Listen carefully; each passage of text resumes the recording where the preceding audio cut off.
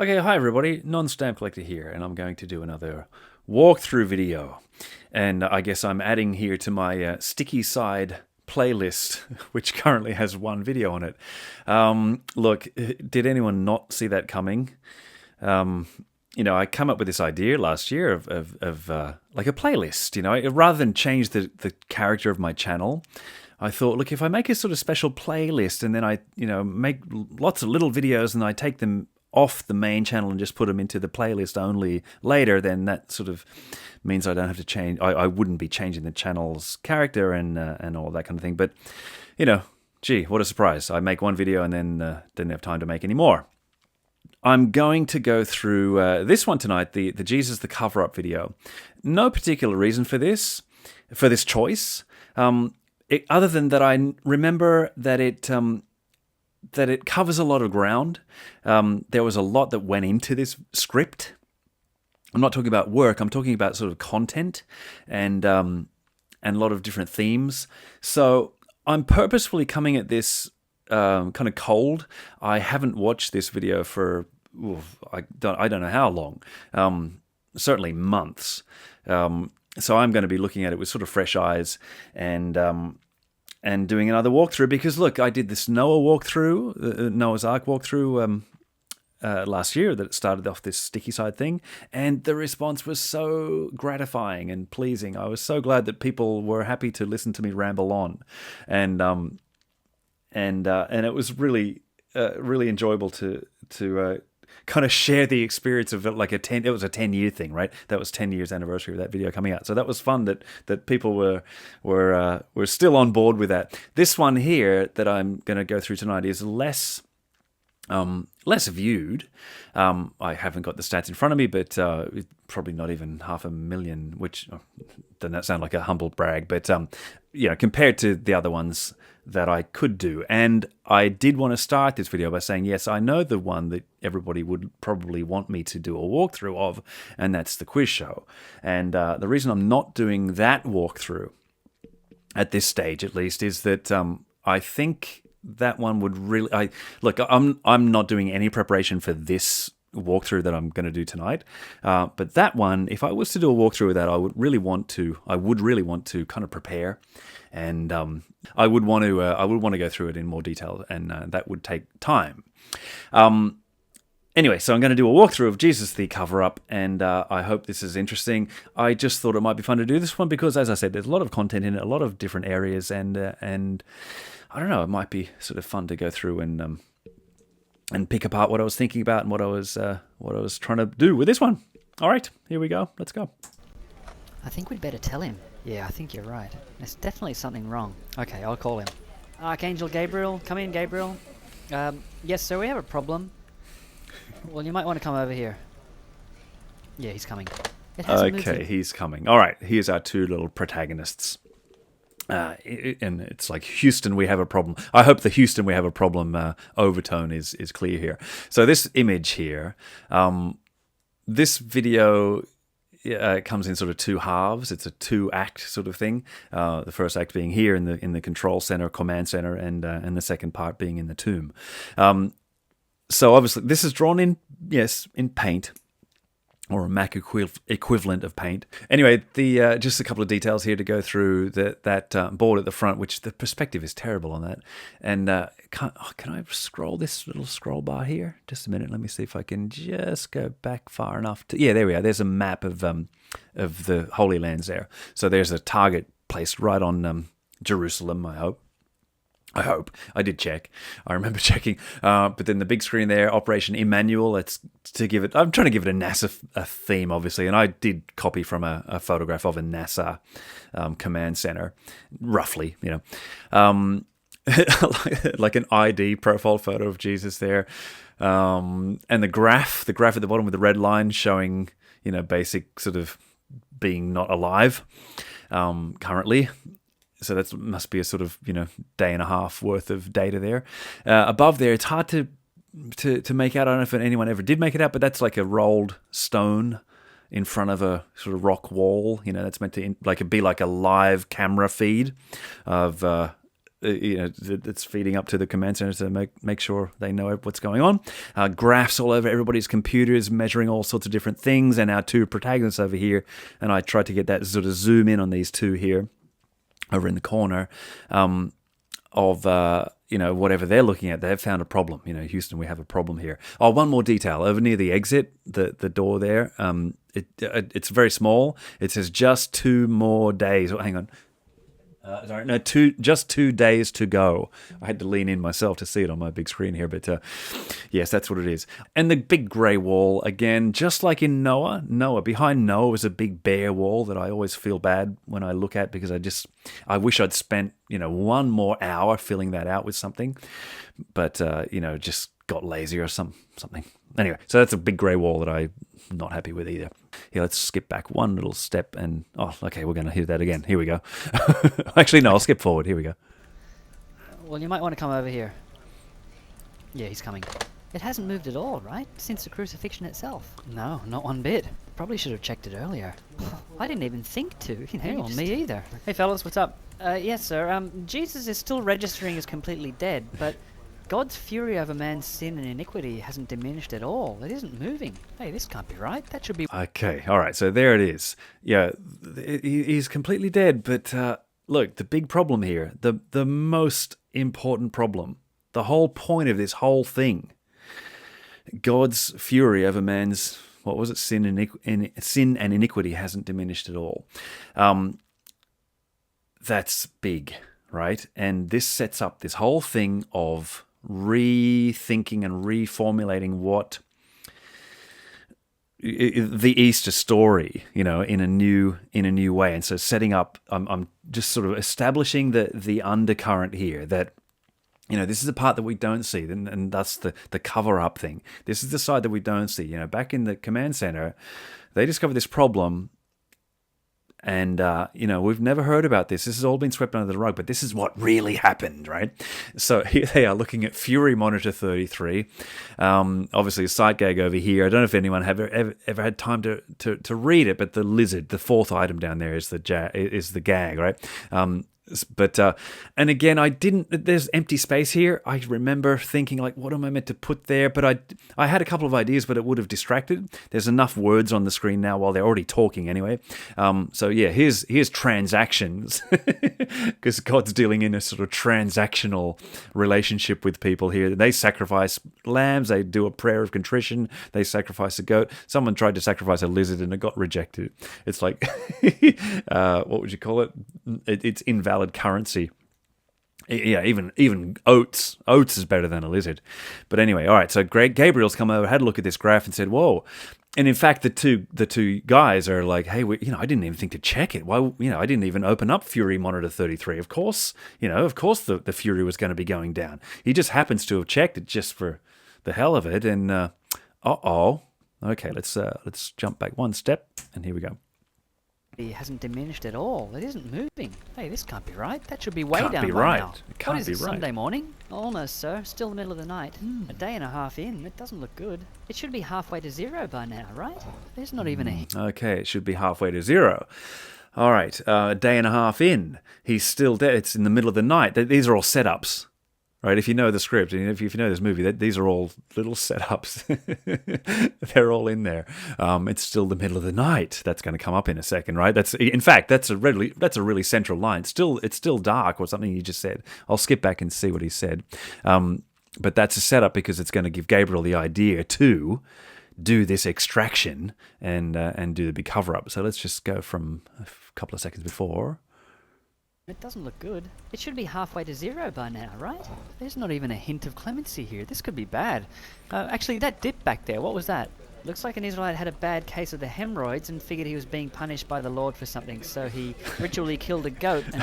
I put a reference there. I'll go and find that reference.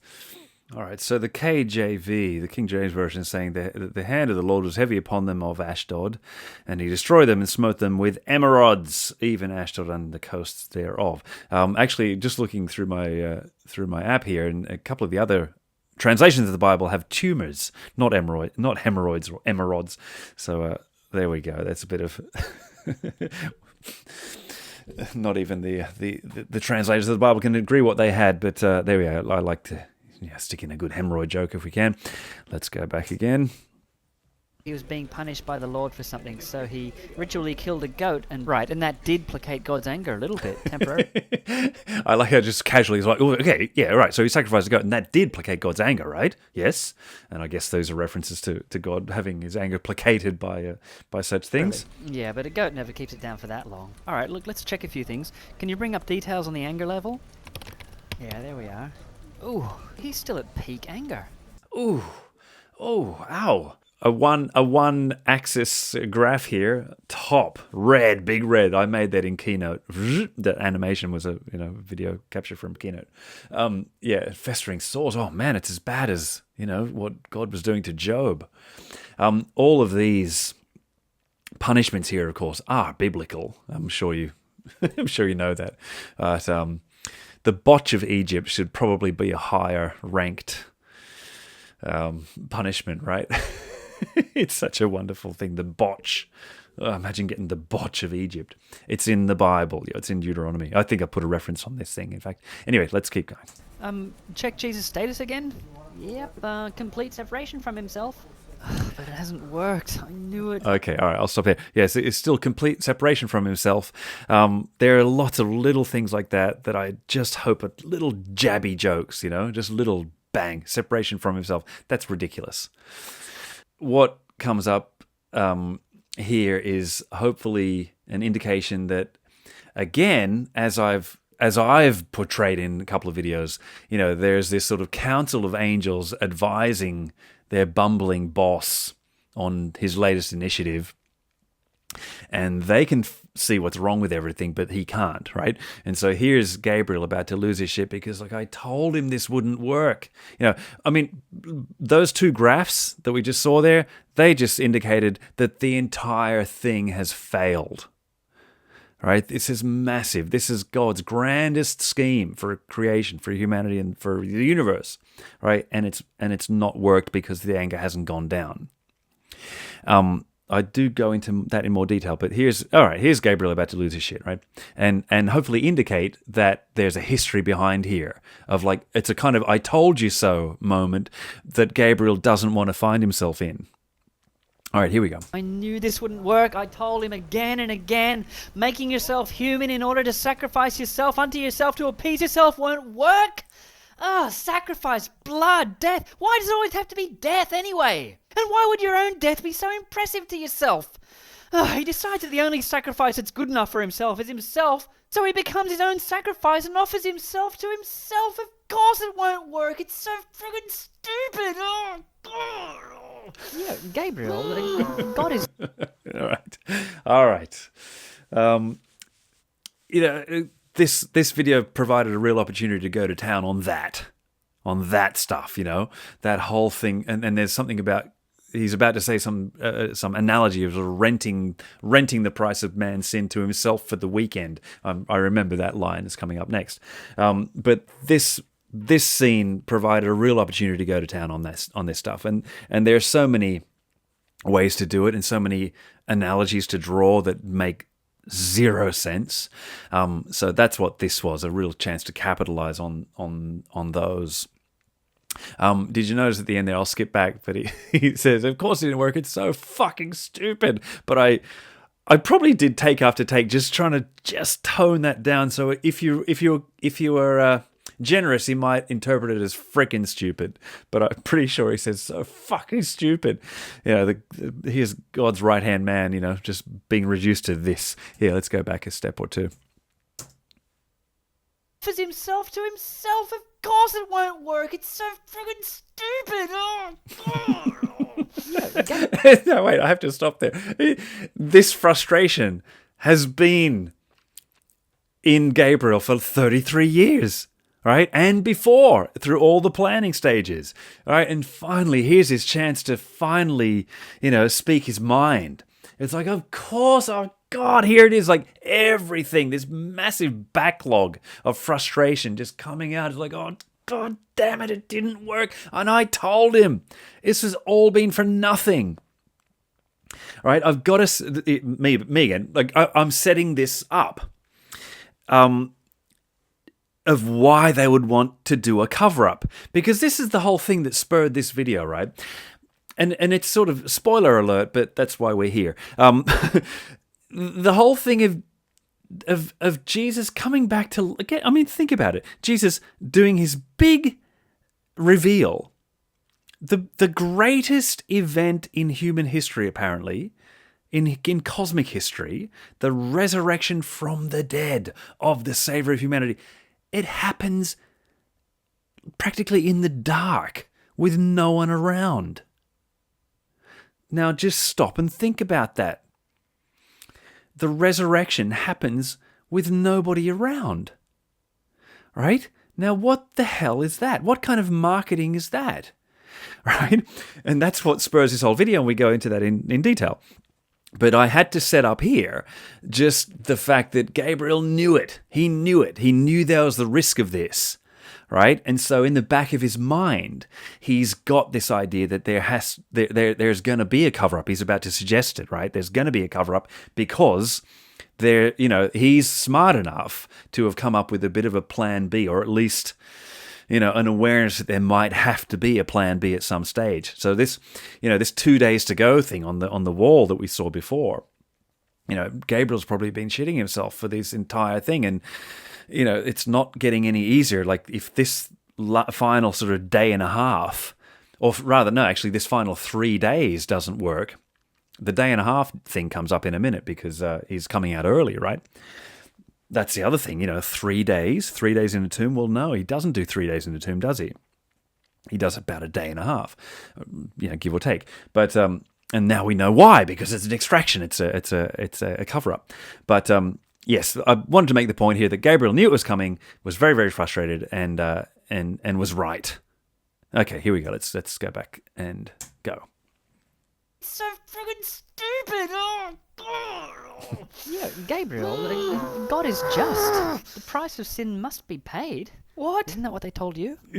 Well, yeah, I was told that Jesus is doing this voluntarily out of love and grace. Oh, stop kidding yourself, guys. How do you pay yourself for something? Right, there we go. Okay, so those lines there, they're very, very consciously constructed, those lines. Yeah, but the price of sin must be paid. Isn't that the thing you hear back again and again?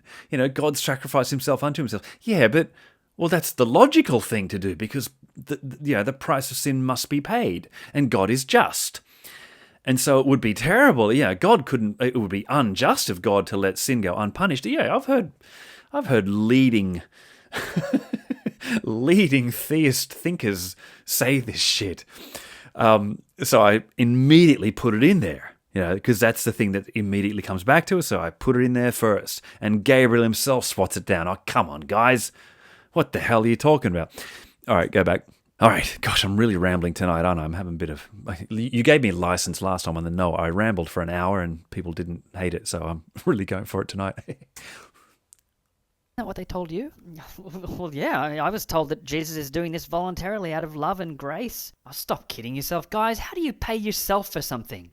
And even if you could, he'd plan on getting better in a few days anyway. So at best, he's really only kind of renting the price of man's sin to himself for the weekend. It's freaking ridiculous. Of course it hasn't worked. Okay, so there it is. There's that line, right? And again, I hope what's visible here is somebody's thought of all this. He's had this in his mind the whole time. What a burden to carry. Poor Gabriel. Again, in all my videos, there's always poor Gabriel. Gabriel's just gets the shitty end of the stick every time. And he's sort of fluent with the justifications for his anger and his frustration, right? Well, of course it won't work. Think about it, right?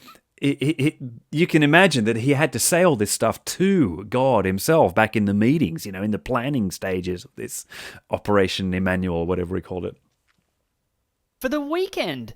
It's freaking ridiculous. Of course it hasn't worked. I knew it wouldn't. When you actually think about it, I was just afraid to admit it to myself. There it is, right? So, Sir, what happens now? Well, the central pillar of this whole Jesus operation is the failure I was afraid it would be.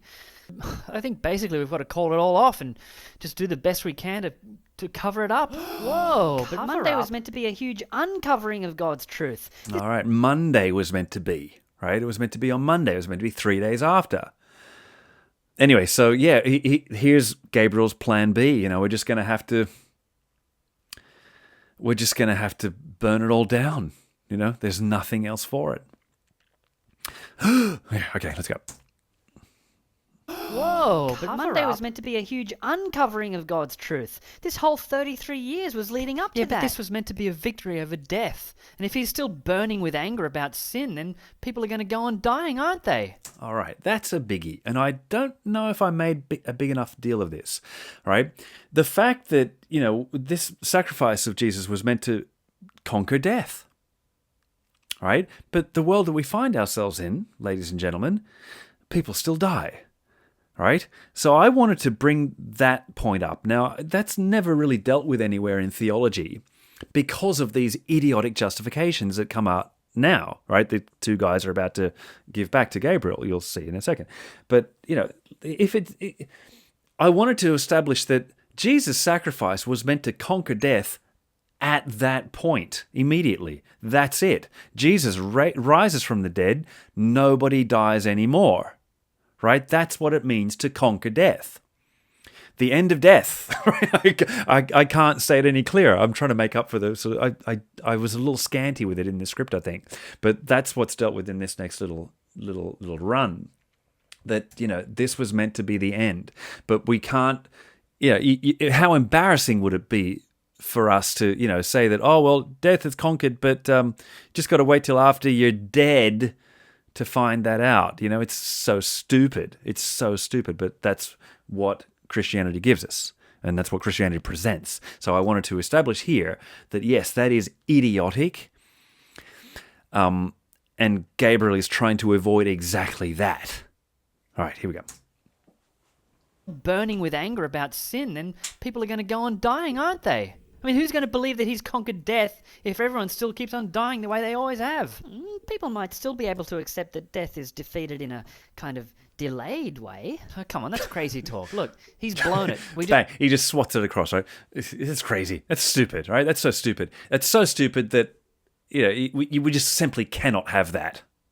All right, but guess what? That's what we have in Christianity, in a Christian worldview. That death is defeated in a kind of delayed way that you don't get to see until after you're dead. It is absurd, so that's what I want to point that out. Just have to cancel everything we had planned.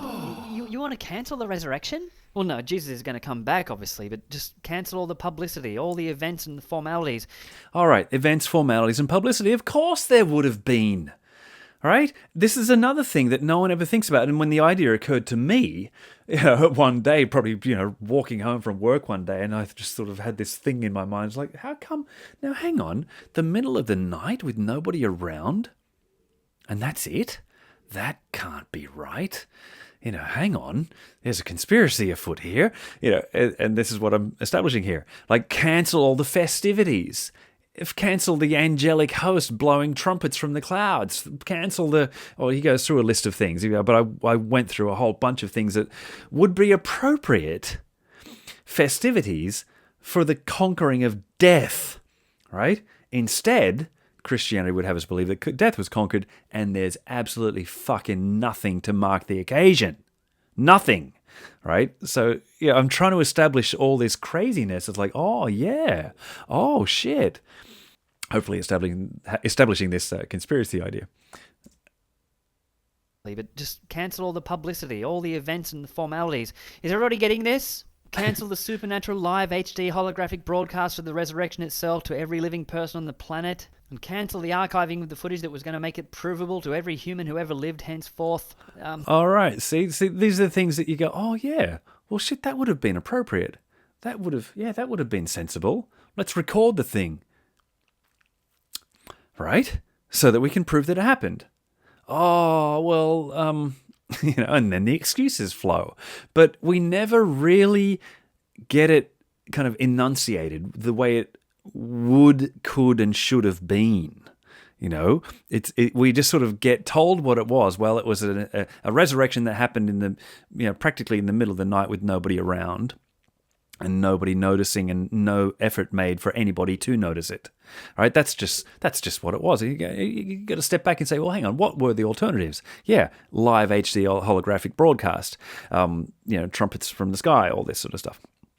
footage that was going to make it provable to every human who ever lived henceforth. And look, I hate to do this, but no, you're not. We have to cancel the official launch of the new covenant too. No, we only just got him to agree to all those that. negotiations. I know. Jesus has been talking about being nice to each other and to love your neighbors and all. I know, but I. Okay, this is a big one, right? And the new covenant.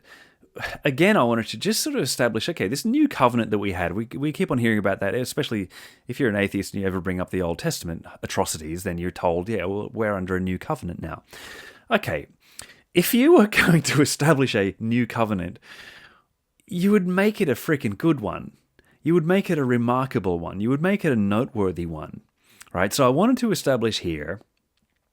Yeah, I just started there. Yeah, but Jesus has been talking all this stuff about being nice to each other compared to the Old Testament, right? Where it's basically go and kill all your enemies and cause awful suffering to each other. Jesus has been coming along and saying all this opposite stuff. But it turns out in the coming lines of the script here that was actually a leak. That was kind of, and maybe even a clumsy leak. I think I left that open that Jesus was sort of leaking that without really being meant to. But establishing, and thus the real disappointment from all the angels is like, yeah, we got to cancel the new covenant. It's like, oh no, that was going to be, again, this massive turning point of human history where we can stop hating each other and fighting each other and enslaving each other, and instead, being godly to each other, you know what I mean? Like, being nice to each other, being really good to each other, and having a new covenant with new laws. The new laws that don't involve stoning people to death and things like that.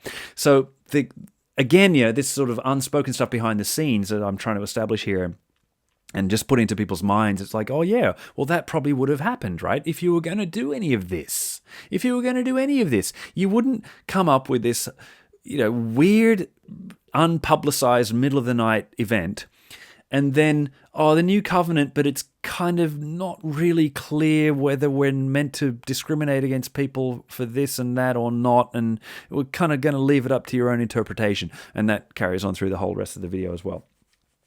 So that's what that is. Let's keep going. Look, but everything else has to be cancelled if we're ever going to have a shot at getting this right. But why?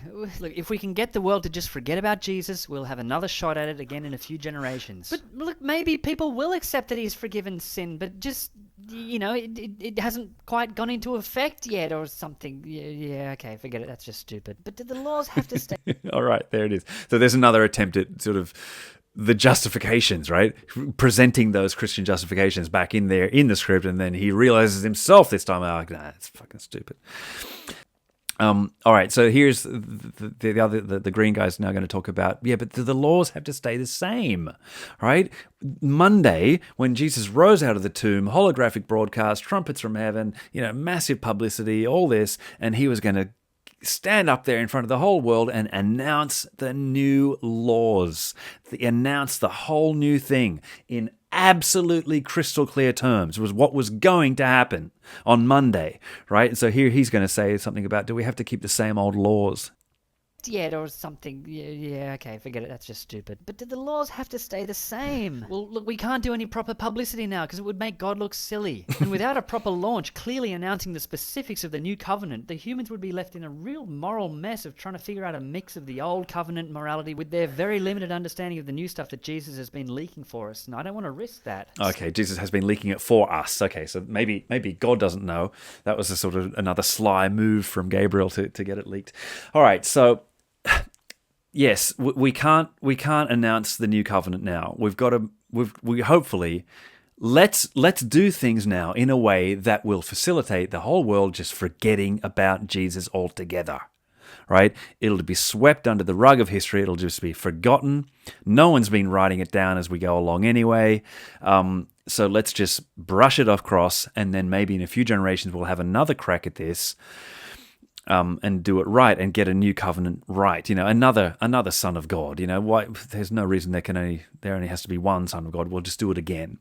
So that's what Gabriel's suggesting here, because it would make God look silly, because his number one, the whole central event of this failed.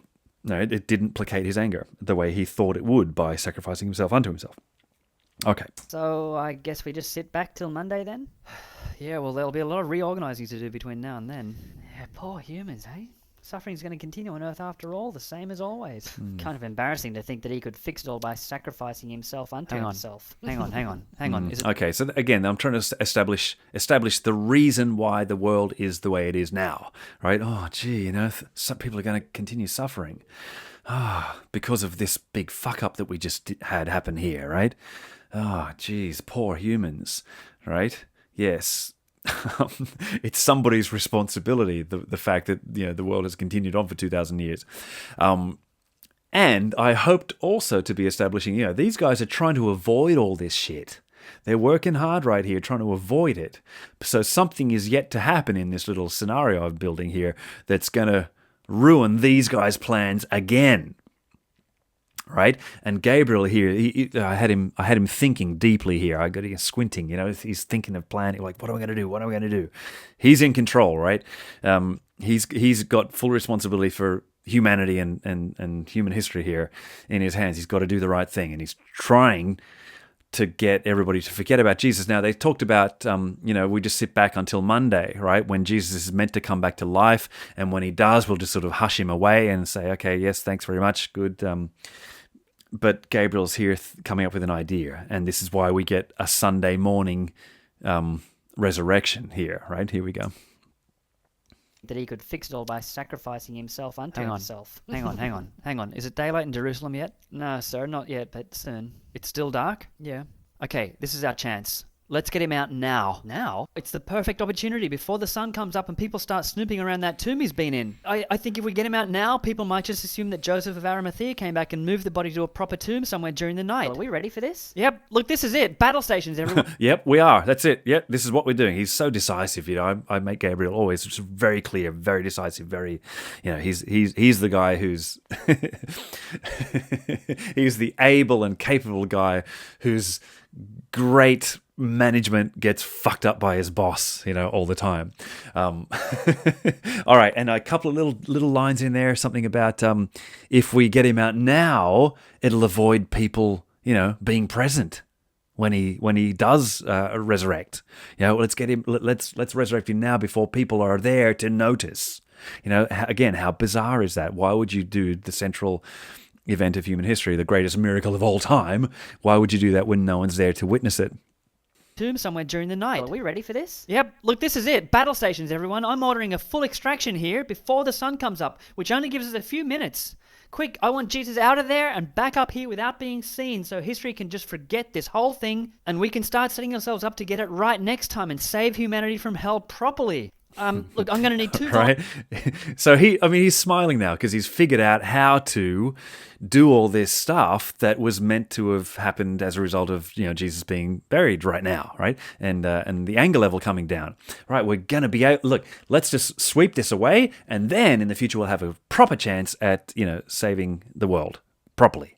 Right, because this one has been a fuck up, and all that's going to happen, the best case scenario is that human history is going to continue along. People are going to continue dying. People are going to be utterly confused about the covenant. No, in fact, he's trying to avoid that, isn't he? He's got a plan in place to avoid exactly the kind of confusion of, well, is this, do we follow the Old Testament this bit, or do we follow the New Testament for this bit? And what did Jesus say about this, and what didn't he say about that? And the confusion that we are in.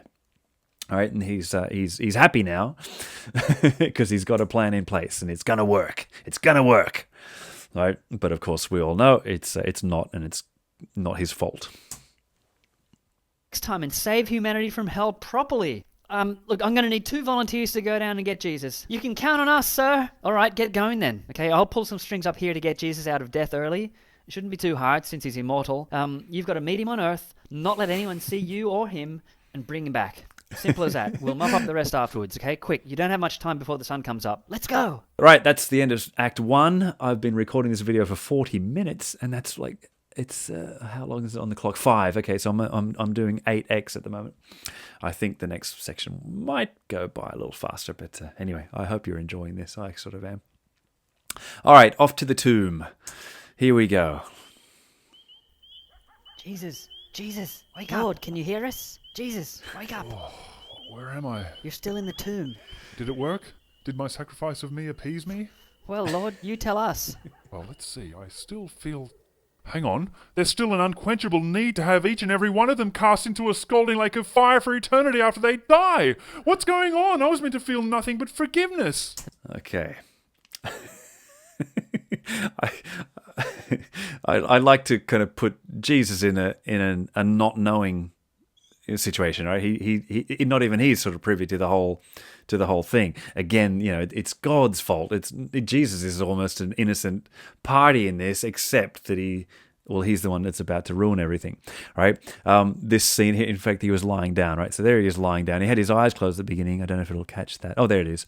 Oh, just a bit blurry as it fades in. But yes, he was asleep or dead. He wakes up. And then I always wished I'd had a sound effect for him going whoosh and sitting up, bang, whoosh, whipping up, in a panic. Because, okay, how do I feel? Oh, hang on. Hold on. I still feel angry. Where was it? Let's see what he does. Oh, there it is. Yeah. Unquenchable need to have each and every one of them cast into a scalding lake of fire for eternity after they die. All right, in the detail. Oh, no, I still need to cast him into a lake of fire. And he's grey. That was on purpose, right? To, sort of look a bit lifeless. And he's been in there for a day and a half without breathing, a bit unoxygenated. All right, let's go. Oops, wrong button. Nothing but forgiveness. The mission was a failure, Lord. And Gabriel is super annoyed. He said he told you it wouldn't work. Whoa, I guess there's no buying off the creator of the universe then, eh? Even when it's yourself. Damn, what happens now? Well, all right, so he doesn't have a plan. Oh, didn't work, eh? Shit. Oh, well, what next? And he just sort of doesn't really care much. Again, God's sort of... What I hope comes across there is like God's a bit flippant about it. So perhaps in all these meetings that Gabriel was having with him at the planning stage of this, Gabriel's pushing this whole thing, and the angels are pushing this whole thing of like, let's get out of this insane covenant, and let's get out of this terrible position where you are forced by your own stupid rules to need to cast everybody into a lake of fire.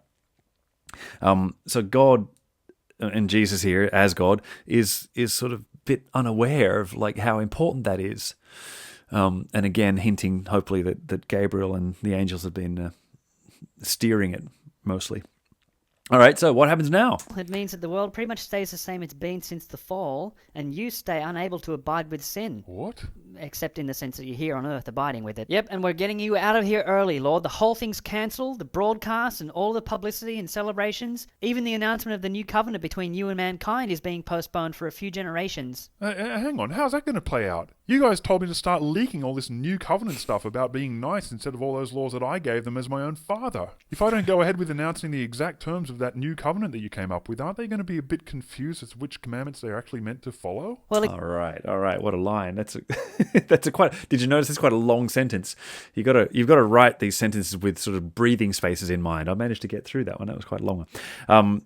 Yes. Okay. So again, here establishing for the second time, or re-establishing or reinforcing this thing of like, hang on, if we do this thing of pulling me out now and basically having me kind of disappear, then the humans are going to be terribly confused about what laws they're meant to follow.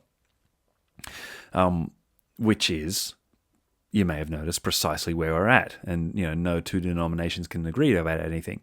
And that was, I made that Jesus' first concern. It's like, well, hang on, if we do that, won't they be terribly confused about what to do?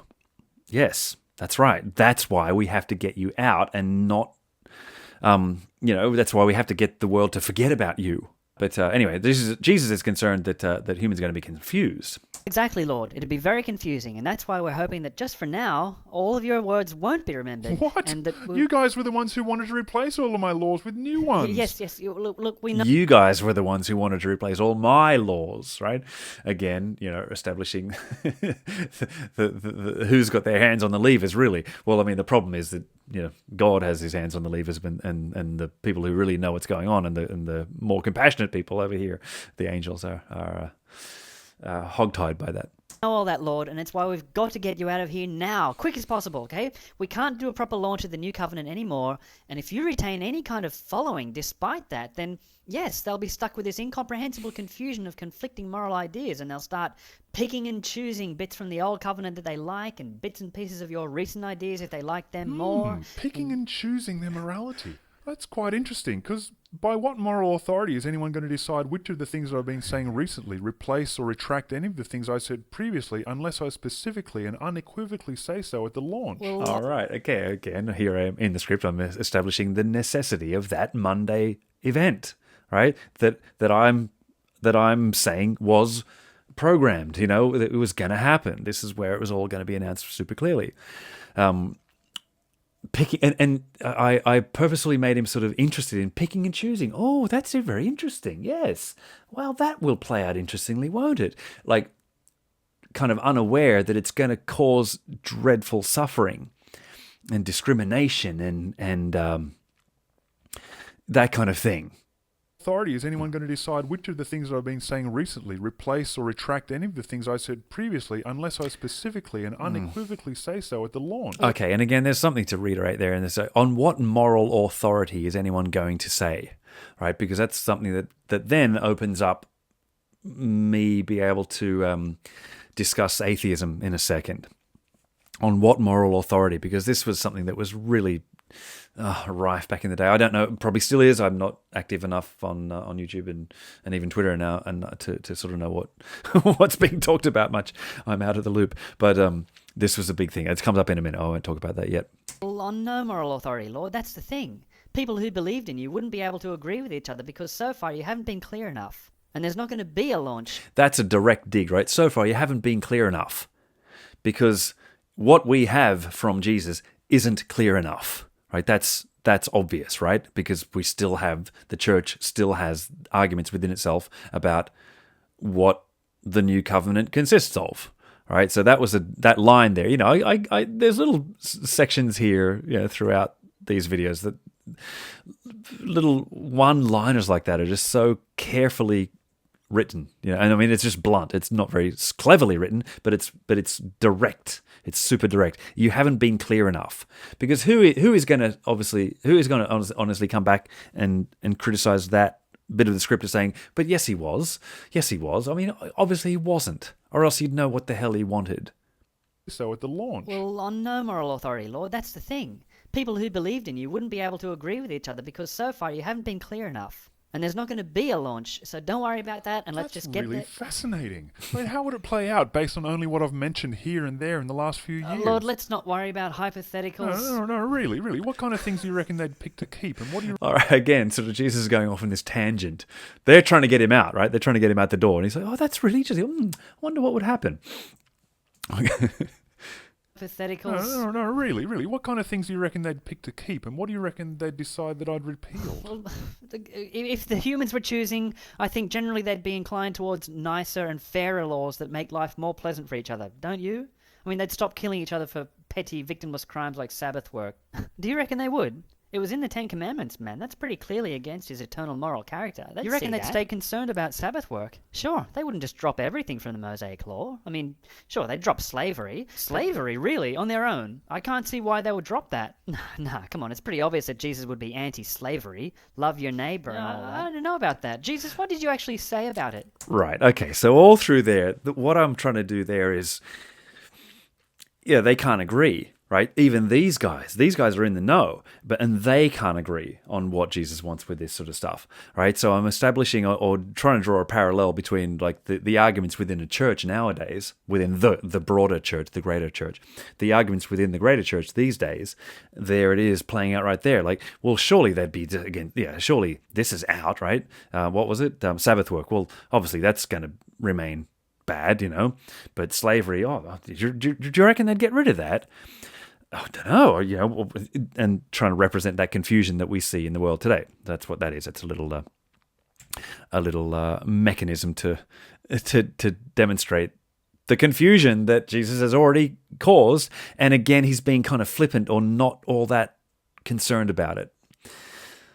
Nah, come on, it's pretty obvious that Jesus would be anti-slavery. Love your neighbor and all that. I don't know about that. Jesus, what did you actually say about it? Well, I said you can buy people and make them your own slaves for their whole life. No, I mean as Jesus. What did you say in Jesus form? Oh, Yes, that's right.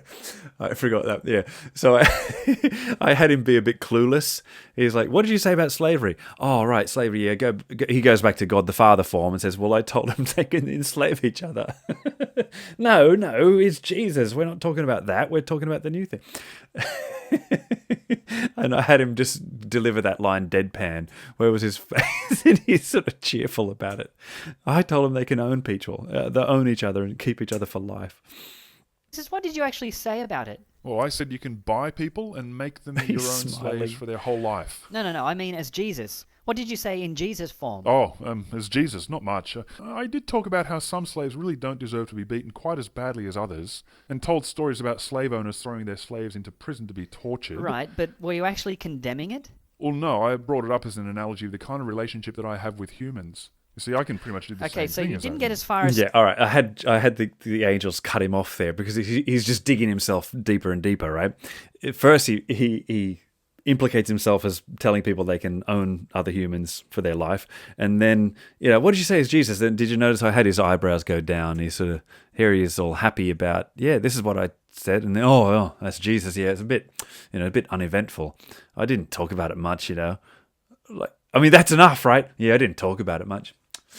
Just didn't really come up all that often, so I didn't really bother to mention it.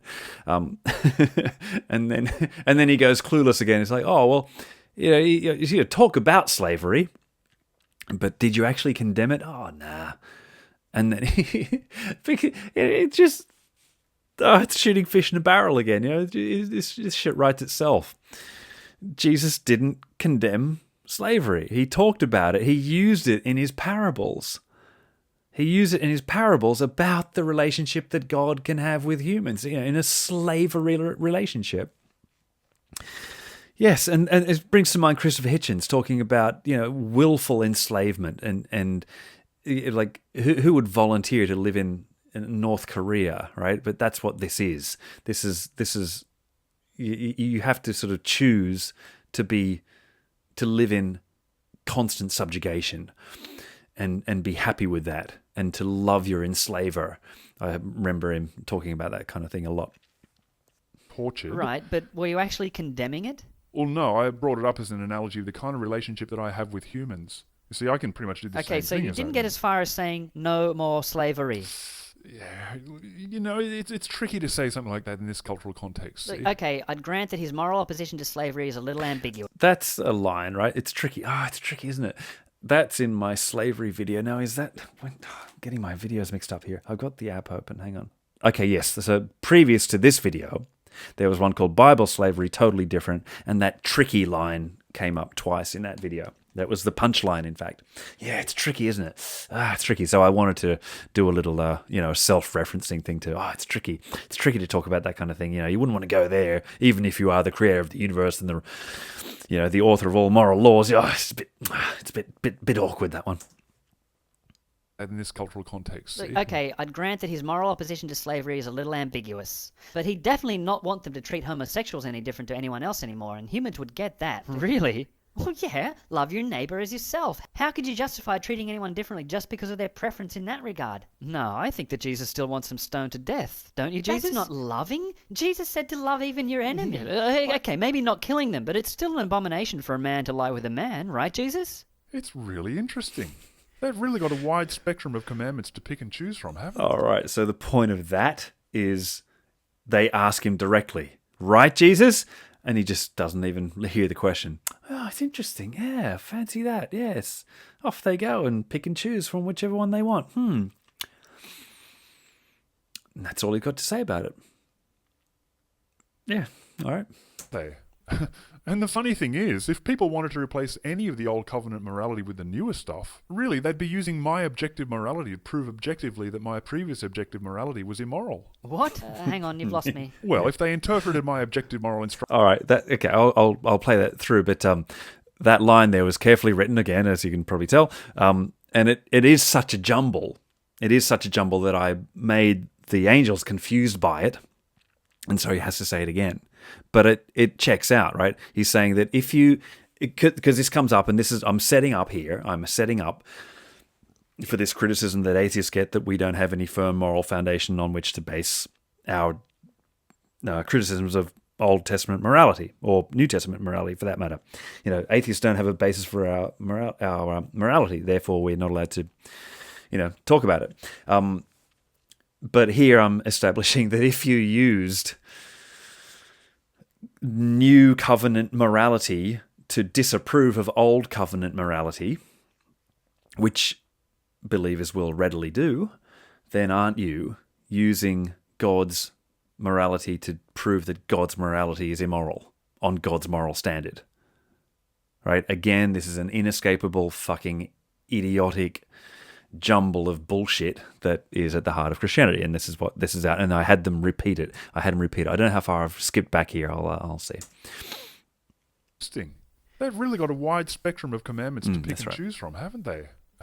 And the funny thing is, if people wanted to replace any of the old covenant morality with the newer stuff, really they'd be using my objective morality to prove objectively that my previous objective morality was immoral. What? Hang on, you've lost me. Well, if they interpreted my objective moral instruction to love their neighbour as themselves as meaning that killing innocent people was immoral, wouldn't that mean that I commanded people to carry out immoral acts? Look, they're not likely to admit that to themselves as such, but yes. Which is exactly why we need to get you out of here. All right, so hopefully, lines like that are written directly to believers. They're not likely to admit that to themselves, but yes.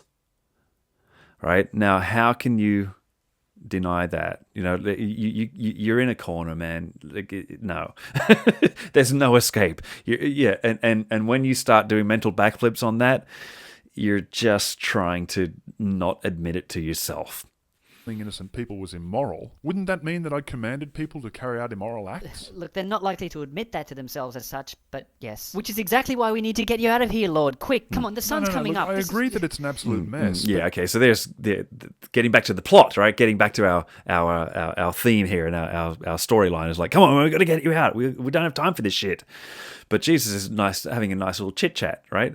So the angels are trying to manage him, but he's this, he's the spanner in the works all the time. Here, Lord, quick, come on, the sun's coming up. I agree that it's an absolute mess, but that doesn't mean we have to cancel everything, really, does it? I mean, I think we should just carry on regardless. Maybe the less publicity, the better. What? How would that look? But the moral confusion you'd be leaving your followers in. But that's covered too. Okay, before I get there, yes, right? So that's, again, trying to establish the reasons why we have what we currently have. Right, and it starts to foreshadow the fact that these angels have got a plan to get this all happening smoothly and all fixed, right? But Jesus is going to fuck it up now, right? It was a bad plan to begin with at the sort of God stage, when God was deciding, hey, if I sacrifice myself unto myself to appease myself, that'll help everything. That was stuffed up from the start, and now the fix is also being screwed up by the same guy, in Jesus' form this time. All right, and now it begins to get into the commentary about atheists. But the moral confusion you'd be leaving your followers in. But that's covered too. Atheists. What? Well, they'll have someone to deflect all their moral confusion onto. How? Well, as long as my followers have got someone apart from themselves to accuse of picking and choosing, then they'll be able to feel a little bit better about the fact that they're doing it themselves. Yeah, look, hold on. At least atheists will be able to be consistent when it comes to things like condemning practices such as stoning and burning people alive and child murder as bad morality. Yeah, but the believers will be able to just say, but you don't have an objective moral source to base that on. And that'll win every argument. Yeah, because that's what it comes back to. It just that, it's one of these. They think it's a SWAT. They think it's a knockdown, a SWAT down. Bang! You don't have a moral authority for that. Bang! And that's again establishing that and bringing that to the forefront, and then I can deal with it. And the whole thing about circular logic. You don't have an objective moral source to base that on. And that'll win every argument. That's a pathetic comeback, because the atheist will show the gaping holes in their basis for objective morality by forcing the believer to admit that the morality that they claim is objective and universal is simply contextual and cherry-picked. But they won't admit it. That's the thing, see? They'll just say, but you don't have an objective moral source to base that on. It's the perfect comeback. It's not perfect. It's crap and full of mind-bogglingly large holes. How can you not see that? Lord, you're describing an insane situation that we simply have to avoid. Come on, forget all of this and let's just get out of here. Gabriel must be freaking out by now. No, I'm going to... Yeah, all right. So, okay, that's the shorter treatment of that I remembered. Okay, you know what's happening? I'm getting it confused with the talkie video I made at some stage around this time about that, where I went into more detail about that, the whole circular logic, right? The atheist, any hang-ups that we as atheists have about Old Testament morality, such as the things I listed there, child murder and all that kind of stuff, at least we're consistent, right? And in my other video, I go on about how having no foundation, it's one of these arguments I like to just give them. I say, okay, yeah, sure, I've got no foundation for it, right? But that's whatever foundation I do have, even if it's simply a subjective whim, right? And even if I was to admit that my problem with slavery or brutality and stoning people to death for victimless crimes, the problem that I have with that is purely subjective, all right? There, I'll admit it. I'll give it to you. But now you have to admit that your moral authority is circular, right? It's the Bible says that that's wrong, and we know that that's right because the Bible says that it's right. And the God of the Bible said it, and therefore it's true because the Bible says that the God of the Bible is correct, and and around it goes. It's absolutely circular and inescapably circular. It's circular reasoning in its perfection. Just get out of here. Gabriel must be freaking out by now. No, I'm going to go ahead with the resurrection just without any of the publicity. No, Lord, that would really not be in the best interest of humanity at this time. You'd end up needing to hurl most of them into a lake of fire for eternity if you do that. Well, look, okay, I'll only completely prove my resurrection unto everyone in Jerusalem and Galilee. Gee, there's a lot in there, actually. Hang on, go back. I mean, okay, so there's Jesus declaring, no, I'm just going to resurrect myself now with no one looking, and we'll just do it anyway, right? No, there are terribly, terribly, terribly important reasons why that would not be the best course of action, right? That we've just been dealing with and I've been talking about, of confusion and this embarrassment of God having conquered death without any effect. All right, that as well. It's kind of rapid fire through here, so there's that little bit. The best interest of humanity at this time. You'd end up needing to hurl most of them into a lake of fire for eternity if you do that. Yeah, right. And there's that little. He's trying to kind of blackmail Jesus with a bit of guilt there. Okay, you will have to hurl them into a lake of fire. If you do that, it's on you. And again, Jesus just ignores it, right? Well, look, okay, I'll only completely prove my resurrection unto everyone in Jerusalem and Galilee, okay? No other nation or culture anywhere. No. Look, just one news conference so it gets attested to by multiple independent historical sources. No. Well, only in Jerusalem then. No. We'll just... Okay, again and again, what he could have done, he didn't even reveal himself to everyone in Jerusalem, right? Like, come on. The guy gets crucified, tried in the middle of the night. This is a scandal, right? He gets crucified. People see him die. Wouldn't you then, if you were resurrected, go and show the entire city, right? What a victory. And the whole thing gets written up as a historical document. But no, we're told not even that. And then he starts bargaining with them. What about just one press conference, whatever kind of press conferences they had in Jerusalem in this period of history? But no, not even allowed to do that. And he goes down and down and down the ladder, right, Yeah, we've already gone past the whole thing of a holographic HD broadcast the entire planet and recorded so that it can be proven. And he's just going down, down, down, and the angels are insistent, no, nothing. We don't want this remembered. We want it forgotten. We want it gone. We want this to have never happened. Because that's what we get in Christianity. A shitty thing that looks like people were trying to not let it leak. That's how bad the evidence is, right? Compared to what it could have been. A press conference, for God's sake, right? Whatever form that would have taken. elsewhere. No. Look, just one news conference so it gets attested to by multiple independent historical sources. No. Well, only in Jerusalem then. No. Well, just my disciples and a few others here and there. No. Oh, come All on. right, and what? that's the one that he does do, right? That's he insists on getting that last one. Just my disciples and a couple other people here and there.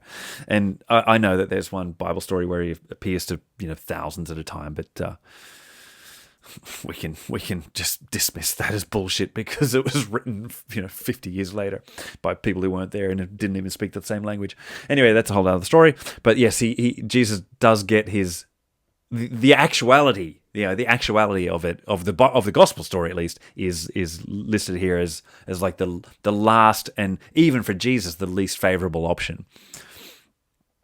Ooh. Well, just my disciples and a few others here and there. No. Oh, come on, lighten up. They'll hardly even recognize me. And none of them will even write it down.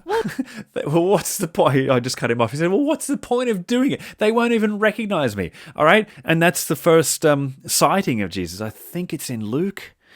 Just off the top of my head, I think it's in Luke. The first sighting of the resurrected Jesus, the people don't recognize him.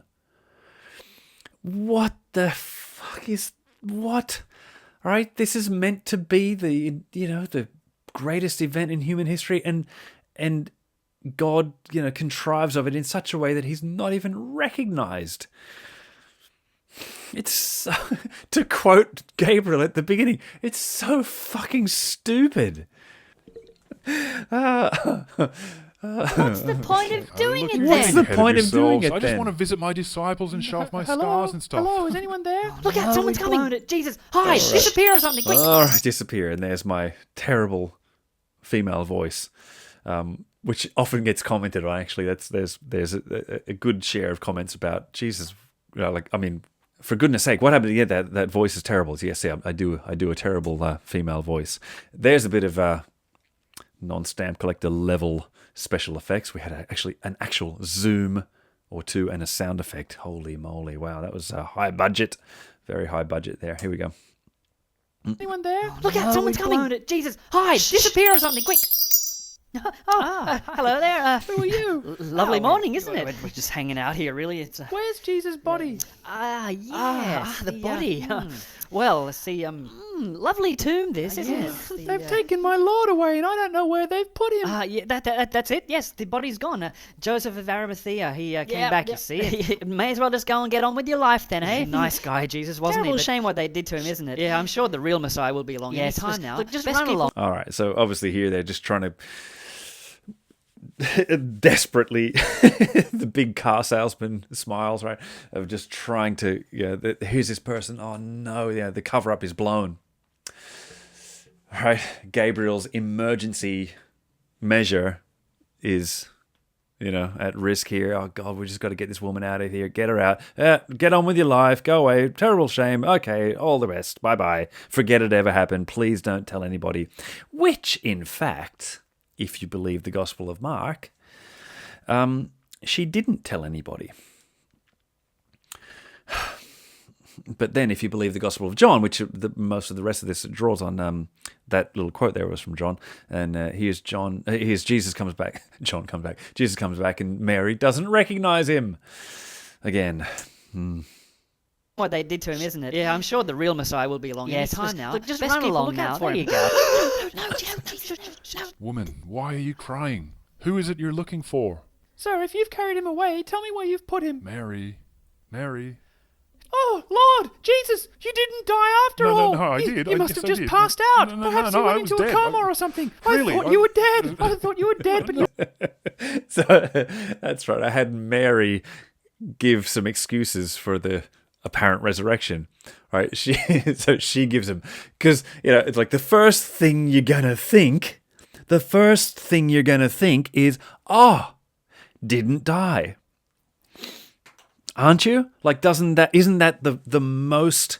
Wouldn't you start with the most reasonable explanation for what is happening in front of your eyes here, right? Wouldn't that be where she started from? Oh, you didn't die. Oh, well, that's great. Okay, good. Now let's get back on and let's continue on what we were doing, and presumably ministry and all the good stuff that we was going on. That's what you would go to first. There's no reason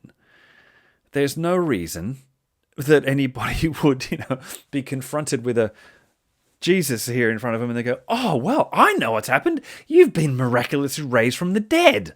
What else could it be? Right, so I put Mary in doing that on our behalf. Not that I believe that Mary ever saw a resurrected Jesus or anything after this anyway. I don't have any faith at all in any of the resurrection stories whatsoever. There's nothing that requires them. It could all have just been added whole cloth long after Jesus was dead and buried and forgotten. His disciples may have carried on and told stories about him, and long after they had any say in what was being spoken about Jesus, they start making up stories about this tomb thing. And you know what? I actually do have an idea for a talkie video dealing with precisely that. And I see too many I see too many atheists explaining the resurrection, and explaining why it would have been possible that, sightings of Jesus occurred and things like that. It's like, you don't need to justify any of that. It just never happened. It's fiction. It was added. And there's no need to deal with it. There's no need to address any, people talk about the Joseph of Arimathea theory, that the reason that the tomb was empty was that Joseph came back and took the body. Okay, the reason the tomb was empty. Who says the tomb was empty? What empty tomb? We don't have to address that. There's no need to acknowledge an empty tomb. Right? The first mention of an empty tomb is decades after. Decades. Right? It's just a piece of fiction that was added on, right? There's nothing that we sort of need in the resurrection story, the Easter morning story. For historical, how come the Jesus movement continued at all? Well, it has nothing to do with the resurrection. It continued because, well, who knows what he was saying? I mean, all we get really is Paul's version. And Paul was a lunatic who, saw visions and thought he was the most important person in human history. But we don't need to account for any of this stuff. Why did the Jesus movement continue? Because, if he died, it would have all been a failure. It was like, no, not at all. Not at all. His disciples carried on, quite comfortable with the fact, you might say, for want of a better word, but, quite acknowledging the fact that Jesus was dead. Jesus had been killed and practically martyred for his activism. And they just carried on. And bullshit stories grew up around it, including this thing about the resurrection. So one day I might get into that. I've got ideas for a video about that, a talkie video, not a scripted video, but like a cartoon video. But anyway, I'm rambling now. Where were we up to? What's Jesus saying? Into dead. a coma or something. Really? I thought you were dead. I thought you were That's dead, right. but No, you were I only died. asleep or something. And there's Jesus insisting, no, I died. I really did. I died. I was dead. And now I'm back. Please, this whole thing hinges on you accepting that I was dead and now that I'm not dead. I came back to life, But Mary's got common sense and takes the easy option. It's like, oh, you were alive and then dead, but now you're alive again. I thought you weren't dead. Right. Simple. The end. But anyway, yes, we don't need to go there. Really? I thought you were dead. I thought you were dead, but No, you were I only died. asleep or something. Look, go and tell my brothers, okay? And tell them that I was dead, okay? I was. I've seen the Lord. I've seen the Lord, and he wasn't dead. Yes, He I didn't was. die. Yes, I He was. didn't die. What? I think you just started a really stupid religion, Lord. All right, and that's the end. All right, well, this has been very long. I didn't expect it to go quite this long. And if you're still watching, I'm glad. I'll do another one. If this is appreciated as well, I will do another one. There's, when I did the Noah walkthrough and people seemed to enjoy it, and I thought, oh, great, this is I've got lots to say about my videos, especially now because they're so sort of long ago. It's like a nice sort of memory for me to think back to those days when I was making these videos and putting these scripts together and writing them and rewriting them and editing them and All that, good times, and times that I hope will come again one day, and you never know when they might. Who knows? Okay, thanks for watching, and thanks for your kind words always. See you later.